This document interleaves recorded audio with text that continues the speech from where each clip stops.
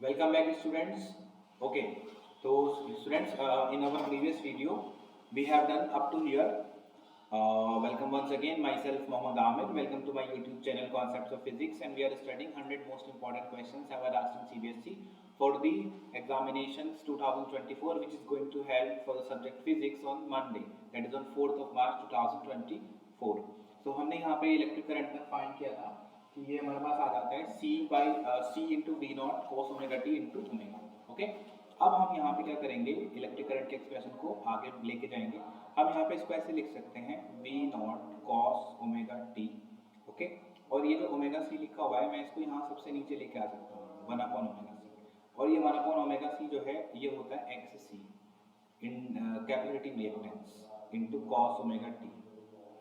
Cos omega t को हम यहाँ पे लिख सकते हैं, ये होता है वी नॉट अपॉन एक्स को आई नॉट लिख सकते हैं, कॉस ओमेगा टी को हम लिख सकते हैं साइन ओमेगा टी प्लस के पाई बाई टू। तो यही वो डेरिवेशन है जिसको हमें यहाँ पे ड्राइव करना था। ओके, और करंट के और ओमेगा टी के बीच में ग्राफ भी प्लॉट करना है, तो देख सकते हैं ये डायरेक्टली प्रोपोर्शनल है, तो इसका जो ग्राफ आएगा वो यहाँ पे बिल्कुल एक स्ट्रेट लाइन ग्राफ यहाँ पे आएगा। Okay, let move to the next question. एक सीरीज कॉम्बिनेशन है इंडक्टर का, कैपेसिटर का और रेजिस्टर का। तो क्वेश्चन कह रहा है कि आप क्या निकालिए, यहाँ पे एवरेज पावर निकालिए, average power consume by the particular circuit, right.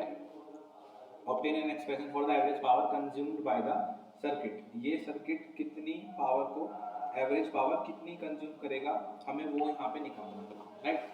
तो बेसिकली आपको इसमें डेरिवेशन करना है ये वाला P is equal to V I R M S cos phi, और फिर ये कह रहा है पावर फैक्टर निकालिए प्योरली इंडक्टिव सर्किट का। तो मेरे पास जो सर्किट होता है प्योरली इंडक्टिव सर्किट, हम जिसको यहाँ पे बोल रहे हैं प्योरली इंडक्टिव सर्किट। ओके, तो प्योरली इंडक्टिव सर्किट के लिए मेरे पास जो फाई होता है फेज एंगल, ठीक है, फेज एंगल जो होता है मेरे पास में, फेज एंगल होता है यहाँ पे 90 यानी कि पाई बाई टू। ओके, तो cos pi by two, cos pi by two की बात कर रहे हैं, तो कॉस पाई बाई टू कितना होता है 0, तो पावर फैक्टर कितना आ गया उसका 0 आ गया प्योरली इंडक्टिव सर्किट का। प्योरली रेजिस्टिव सर्किट का यूनिटी होता है, क्योंकि जो रेजिस्टिव सर्किट है, रेजिस्टिव सर्किट, ओके, उस रेजिस्टिव सर्किट में जो मेरे पास फाई है वो 0 है, तो कॉस 0 कितना हो जाएगा यहाँ पे 1 हो जाएगा। तो पावर फैक्टर कैसा हो गया उसका, पावर फैक्टर जो है वो यूनिटी हो गया। अगला क्वेश्चन है series C R circuit with R is equal to 200 ohm. तो मेरे पास जो कैपिटल आर का वैल्यू है वो यहाँ पे 200 ओम है, और जो मेरे पास कैपिटल सी का वैल्यू है वो है 50 बाई पाई, 50 बाई पाई है, राइट।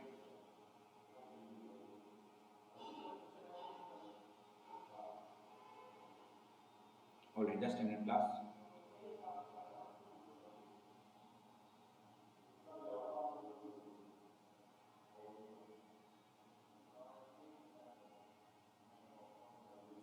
ऑलराइट, सो सी का वैल्यू मुझे गिवन है यहाँ पे 50 by pi farad, AC source से कनेक्ट है।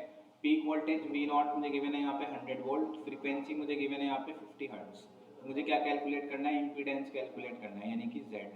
क्वेश्चन है आरसी सर्किट का, तो इम्पीडेंस होता है आर स्क्वायर प्लस एक्सी का square. Okay, R square plus XC square, तो Z is equal to R का वैल्यू है यहाँ पे 200 का स्क्वायर। अब मैं XC अलग से कैलकुलेट कर लेता हूँ। XC का वैल्यू है 1/2 पाई FC, 1/2 पाई FC का वैल्यू है 50 डिवाइडेड बाई पाई, पाई से पाई क्या हो जाएगा यहाँ पे कैंसिल, ये हो जाएगा यहाँ पे 1/100 F कितना है यहाँ पे 50, तो ये हो जाएगा आपका 100 इंटू 50। तो 100 की मल्टीप्लाई किससे करा दो 50 से, that would be equal to 5000। Alright, 100 multiply by 50 that would be equal to 5000। तो ये मेरे पास 1/5000 जो है XC की वैल्यू आ गई, तो ये हो जाएगा यहाँ पे 1/5000 इसका whole square, Z is equal to 200 का स्क्वायर करेंगे यहाँ पे। अब तो ये एक कैलकुलेशन है काफ़ी लंबी, 200 का स्क्वायर हो जाएगा यहाँ पे अराउंड 40,000 प्लस अब यहाँ पे 5,000 का स्क्वायर करना पड़ेगा, तो 5 5 का 25 होता है, तो ये हो जाएगा 25 और 6 टाइम्स 0 1 2 3 4 1 2 3 4 5 6, ये आ गया यहाँ पे 6 टाइम्स 0 आ गया।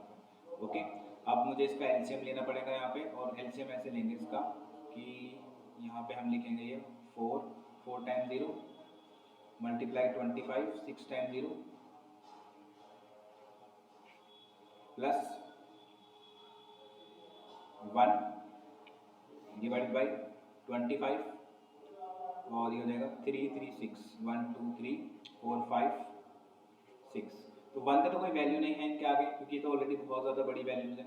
तो 25 की मल्टीप्लाई 4 से करा देंगे तो कितना आएगा वो 100 मल्टीप्लाई, अब 0 गिन लीजिए कितना है, 2 2 4 6 8 10, तो ये हो जाएगा 10 की पावर 10 डिवाइडेड बाई 3 3 6, तो 25 इंटू 10 की पावर 6, तो ऊपर 10 की पावर 10 है, ये 10 की पावर 2 है, जो हो जाएगा 10 की पावर 12 डिवाइडेड बाई 25 इंटू 10 की पावर 6, इस पूरे का रूट निकाल देंगे, 12 में से 6 जाएंगे कितना बचेगा, 10 की पावर 6 बचेगा, उसकी पावर हाफ होगी, तो ये हो जाएगा 10 की पावर 6 डिवाइडेड बाई 25, ये रूट सॉल्व करा इसका 10 की पावर 3 डिवाइडेड बाई 5, ये हो जाएगा 1000 डिवाइडेड बाई 5 5 टू द 10, तो ये आ गया 200 ओम। देख लो मैंने कैसे कैलकुलेशन किया है। ओके, तो ये तो कैलकुलेशन पार्ट है। अभी इसका बी पार्ट भी है, फेज एंगल और है वोल्टेज अक्रॉस द रेजिस्टर, ये भी मुझे कैलकुलेट करना है। ओके, तो स्पेस तो है नहीं, चलो कोई बात नहीं, चलो ये तो आपने लिख ही लिया था ना, लेकिन यहाँ रफ नहीं कर सकते इसको, पीडीएफ बनाना कोई दिक्कत नहीं है। 1 मिनट रुकना, मैं पेज ऐड कर देता हूँ। हो गया,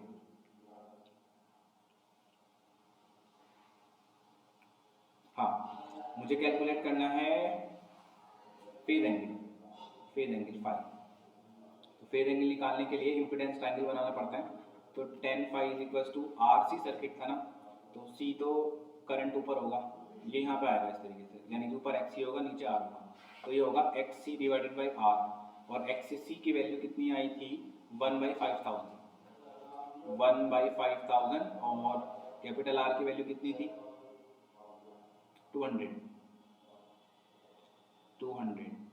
यस 200, ठीक है। 5 टू द 10 इंटू 10 की पावर 3 प्लस 2 5, तो ये हो जाएगा 1/10 की पावर 6। ओके, तो यहाँ से हम फेज एंगल कैलकुलेट कर सकते हैं।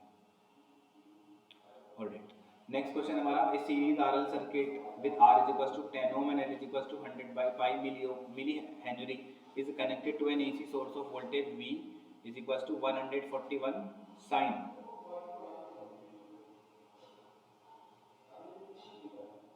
Alright, तो R है यहाँ पे, R कितना है 10 ओम, L कितना है यहाँ पे 100/5 मिली हेनरी, AC सोर्स से कनेक्टेड है, AC सोर्स है V is equals to 141 sin 100πt। तो इम्पीडेंस निकालना है सर्किट का, तो R गिवन है, L गिवन है, तो ये क्वेश्चन आप अपने आप ट्राई करोगे, क्योंकि ऐसे ही होगा जैसे पहले कराया था, R² प्लस XL², पहले यहाँ पे XL निकलेगा 2πfl से, ठीक है, फिर फेज एंगल और फिर वोल्टेज ड्रॉप निकालने के लिए फॉर्मूला लगाएंगे IXL, ठीक है। I निकालने के लिए हम फॉर्मूला यूज करेंगे V is equal to I into XL, ठीक है, या फिर हम I इंटू Z, तो I will be equal to V/Z। Okay, तो इस तरह से क्वेश्चन सॉल्व होगा।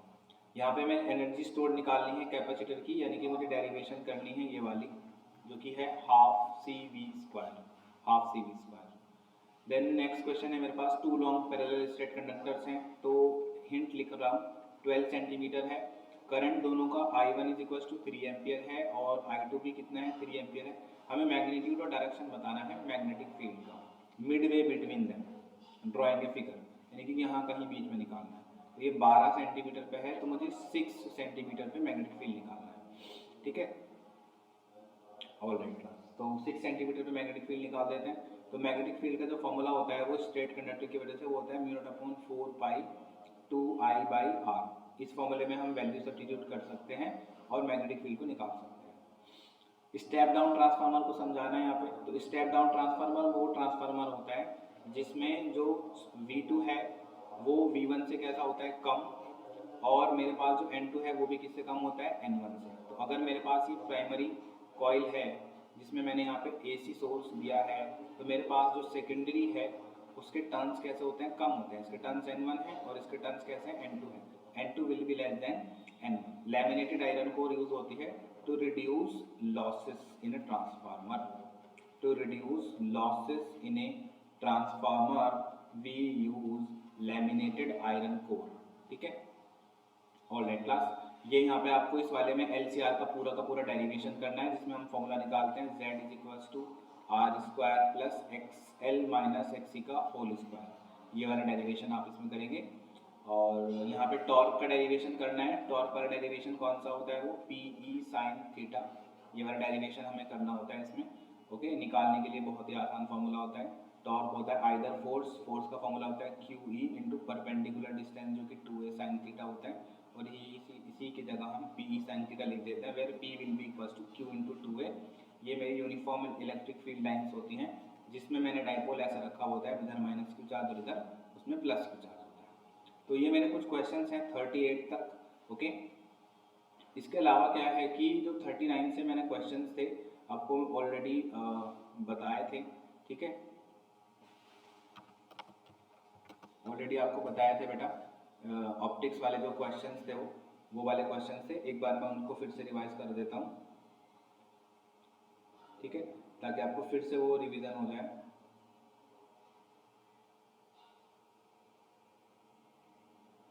जस्ट ए मिनट क्लास, दूसरी फाइल ओपन करनी है।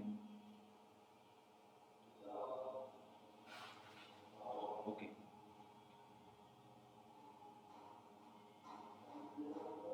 Just a minute.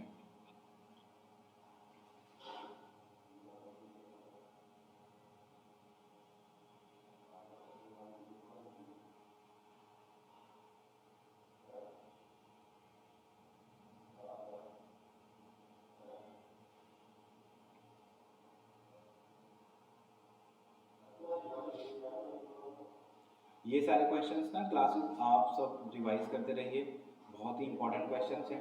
ठीक है, because revision is very very very important. जितनी बार आप रिवीजन करोगे ना, उतनी बार आपको चीज़ें जो है वो समझ में आनी शुरू होंगी यहाँ पे। ठीक है, तो बड़े ही ध्यान से आपको सब चीज़ों का बहुत अच्छे से रिवीजन करना है, बहुत ही मन लगा के आपको पढ़ाई करना है। ठीक है, तो कोई भी शिकायत का मौका नहीं आना चाहिए। कुछ भी किसी भी चीज़ की ज़रूरत है, थंबनेल में मेरा नंबर गिवन है, आप मुझसे मेरे नंबर पे थंबनेल में कांटेक्ट कर सकते हो। I will be there for all of you at any time, you can contact with me. Okay students, so because your board exam is there, so do not leave it like this, like that only, right. I hope मेरा screen visible है सभी students को। Just a minute, let's have a check.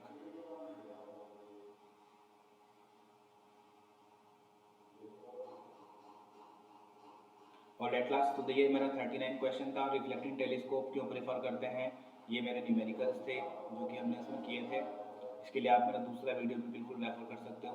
49 तक हम यहाँ पे आए थे, 50, 51, 52, 53, 54, ये हम क्वेश्चन एक बार फिर से देख लेते हैं।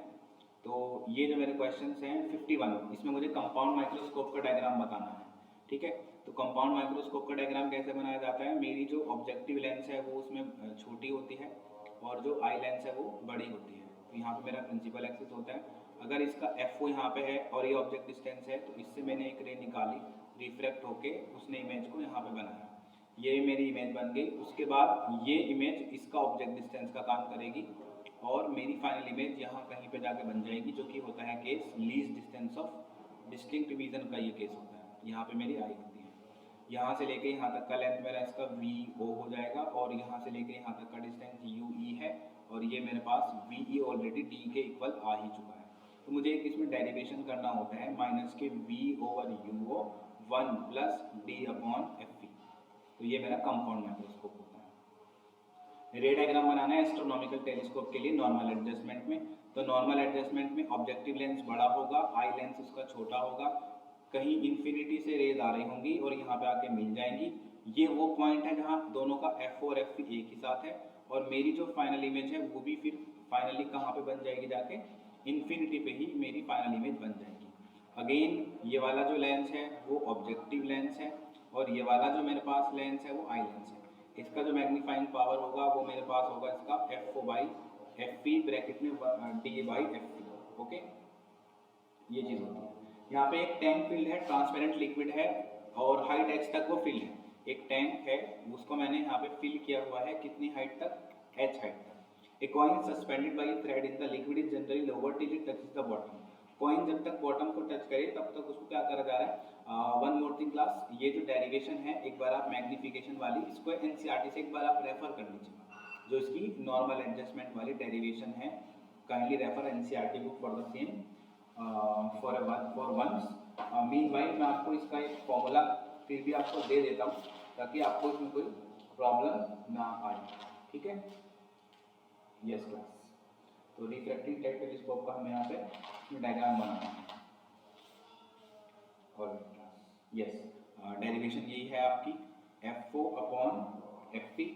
ओके, चलो तो h हाइट तक ये है, हमें यहाँ पे इसमें ग्राफ बनाना है। तो बेटा यहाँ पे हम लेंगे एपेरेंट डेप्थ और यहाँ पे मैं लूंगा रियल डेप्थ। ये एक दूसरे के डायरेक्टली प्रोपोर्शनल होता है। अगर मैं इसका स्लोप फाइंड करूँ तो यहाँ पे आएगी एपेरेंट डेप्थ और ये आएगी रियल डेप्थ, जबकि रिफ्रैक्टिव इंडेक्स होता है real depth upon apparent depth. तो यहाँ पे जो स्लोप है वो 1/n देगा, apparent depth upon real depth. चलिए नेक्स्ट क्वेश्चन है हमारा 54th क्वेश्चन है, कह रहे हैं an object is placed 30 centimetre in front of A plano convex lens. Plano convex lens के सामने 30 सेंटीमीटर पे एक ऑब्जेक्ट रखा है जिसका रेडियस ऑफ कर्वेचर 20 सेंटीमीटर है। ओके, और रिफ्रैक्टिव इंडेक्स क्या है 1.5 है। नेचर और पोजीशन बतानी है इमेज की। तो सबसे पहले हम यहाँ पे f फाइंड कर लेते हैं। प्लेनो कॉन्वेक्स लेंस के लिए फॉर्मूला होता है n-1 divided by r। n का वैल्यू है 1.5 माइनस 1, r का वैल्यू है 20। तो 1/f is equals to 0.5 divided by 20। Point का ऊपर 0 बढ़ा देते हैं, 5 1 5 5 4 20। तो f का वैल्यू यहाँ पे कितना आ जाएगा, f का वैल्यू यहाँ पे आ जाएगा 40 सेंटीमीटर। तो प्लेनो कॉन्वेक्स लेंस है प्लस 40 है। Mirror formula sorry lens formula 1/v minus 1/u is equals to 1/f। 1/v is equals to 1/f plus 1/u। f का वैल्यू है 40, u का वैल्यू है -30, माइनस माइनस हो जाएगा प्लस। 40 और 30 का यहाँ पे हम लेंगे एलसीएम, तो इसको 10 से डिवाइड कर देते हैं। 120 से एलसीएम आ जाएगा, ये 3 टाइम चला जाएगा, ये 4 टाइम चला जाएगा, ये हो जाएगा 7/120। v is equals to 120/7 centimetre. ये मेरा 54th क्वेश्चन। 55 क्वेश्चन है जिसमें हमें ये वाला डेरिवेशन करना है 1/v plus 1/u is equals to 1/f। तो लेंस मेथड फॉर्मूला ड्राइव करके थिन लेंस फॉर्मूला हम उससे ड्राइव कर सकते हैं। 56 क्वेश्चन है, एक ऑब्जेक्ट है वो 12 सेंटीमीटर पे रखा है कॉन्वेक्स लेंस के। ये कॉन्वेक्स लेंस है, एक ऑब्जेक्ट रखा हुआ है, पॉइंट ऑब्जेक्ट है सॉरी। तो पॉइंट ऑब्जेक्ट बनाएंगे यहाँ पे, ये मैंने बनाया पॉइंट ऑब्जेक्ट। पॉइंट ऑब्जेक्ट होता है ओ, ये मैंने बना लिया। ये पॉइंट ऑब्जेक्ट मैंने कितने सेंटीमीटर पे रखा हुआ है 12 सेंटीमीटर पे, और फोकल लेंथ कितना है इसका 10 सेंटीमीटर है। इसके अलावा यहाँ पे एक कॉन्वेक्स मिरर और रखा हुआ है कोएक्सियली, और कॉन्वेक्स मिरर उसके बीच में जो डिस्टेंस है वो 10 सेंटीमीटर का है। ये कह रहे हैं फाइनल इमेज बताइए कहाँ और कैसे बनेगी। तो सबसे पहले इसका इमेज डिस्टेंस फाइंड कर लेते हैं क्लास। ठीक है, जो इमेज है ना फाइनल इमेज वो ऑब्जेक्ट के साथ ही कोइंसाइड कर रही है, तो इमेज कुछ ऐसे जाएगी, यानी ऐसे रे निकली ऐसे रे निकली, फिर ये कॉन्वेक्स मिरर पे पड़ गई। अब ये वापस कब जाएगी, वापस जब जाएगी जब ये रेज इसके सेंटर ऑफ कर्वेचर पे मिल जाए, तो इससे फोकल लेंथ पता चल जाएगी। तो लेंस के लिए मैंने लगाया lens formula 1/v minus 1/u is equals to 1/f। 1/v is equals to 1/f plus 1/u। 1/v is equals to f का वैल्यू कितना है, फोकल लेंथ आपका 10 सेंटीमीटर, ऑब्जेक्ट डिस्टेंस है माइनस का 12।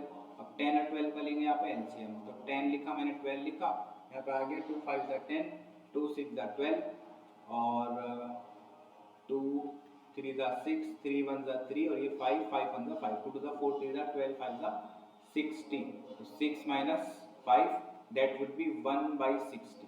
ठीक है, यानी कि यहाँ से लेकर कंप्लीट जो डिस्टेंस है यहाँ तक वो कितने सेंटीमीटर है 60। तो ये डिस्टेंस कितना बचेगा 50 सेंटीमीटर, यानी कि जो रेडियस ऑफ कर्वेचर है वो 60 सेंटीमीटर है। f इज इक्वल्स टू होता है r/2, तो ये हो गया 60/2 is equals to 30 centimetre, right. तो ये 56 क्वेश्चन तक है। 57 से लेके 100 तक जो भी रिमेनिंग क्वेश्चंस हमारे पास बचे हैं उसको अपन नेक्स्ट वीडियो में, ठीक है। Thank you so much, class. Keep watching all the content. Kindly contact me for any doubts, for any errors. Thank you so much, class.